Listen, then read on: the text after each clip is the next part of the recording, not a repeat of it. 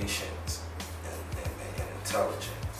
And if you don't have either one, you're not gonna make it in this game. I did Take It to Church. That was like the Mace diss record with me and Jewels, and I did that Diplomat intro. But it was 10 years later. The next time I did a record with Ken. Ride around trunk full of funk, call it the parliament. Shit go for 60 a brick, I got a lot of it. Glock 930 shot clips is filled with hollow tips. Get up in the booth, put the beat on and I demolish shit. If I would've gave up and was impatient, it might have took 10 years to do another record with Ken, but it's done.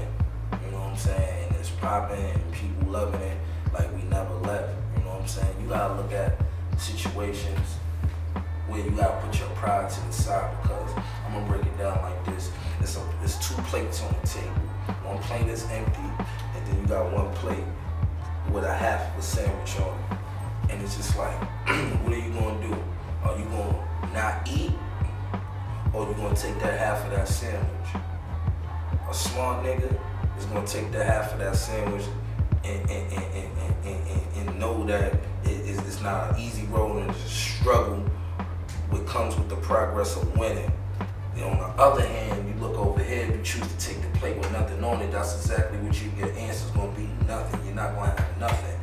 So always know when you're sitting at that table, when you see them 2 plates, it might not be a steak there, it might not be a hero, it's a half a sandwich and a little cup of juice, and then over here it's nothing. Cup is empty, the plate is empty. Which one would you choose?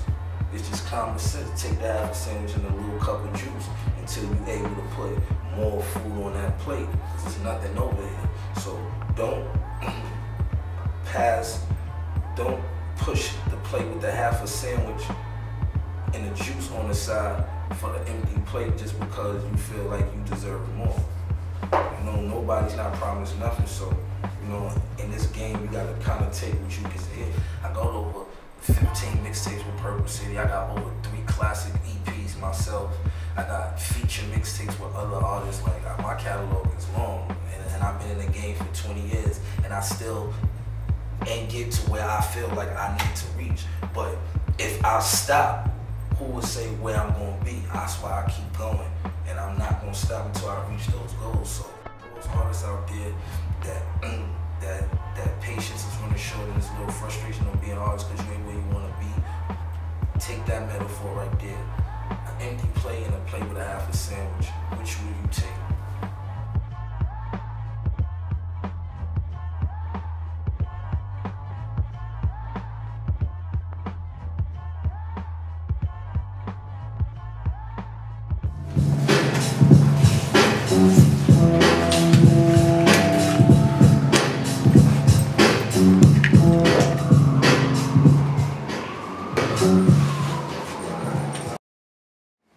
How you first got on the album? You said you didn't even know you was on the album. You was like out of town.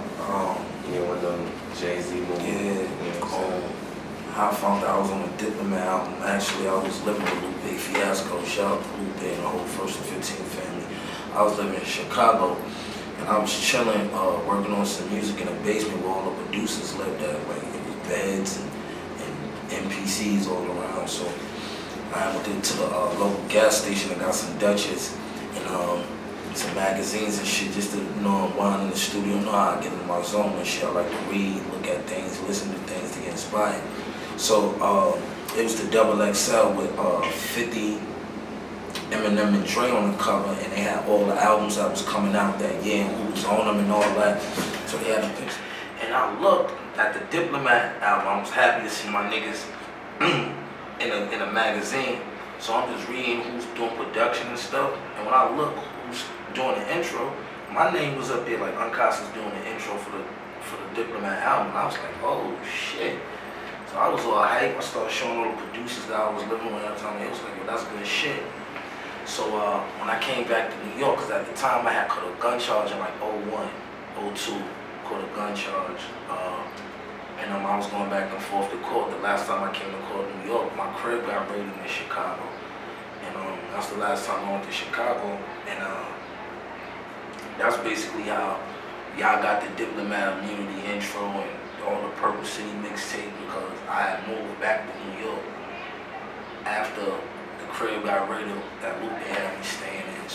So you got a new record out, you know what I'm saying, you featured with Cam. Yeah, go get that on iTunes. It happened to be number 3 on iTunes, the first volume of the first of the month EPs that he's gonna be putting out for the rest of the year, or the 2014 year. He's gonna put out EPs and videos and mini-series movies on the net for the rest of the year, so y'all gonna be getting a whole lot.